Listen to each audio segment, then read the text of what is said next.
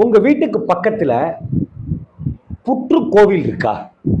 அப்படி புற்று கோவில் இருந்தால் தயவு செய்து அந்த புற்று கோவிலுக்கு சென்று மஞ்சளால் அந்த புற்றை அலங்கரியுங்கள், குங்குமம் தூவி அலங்கரியுங்கள், பால் ஊற்றி வழிபடுங்கள். இந்த பால் ஊற்ற ஊற்ற நம் வாழ்க்கையை குளிரச் செய்யும் அந்த புற்றாக இருக்கிற அந்த சக்தி. அந்த புற்றுக்கு எப்போதுமே ஒரு மகத்துவம், ஒரு மகிமை, ஒரு சாநித்தியம் இருக்குங்கிறது நம்மள எத்தனை பேருக்கு தெரியும்?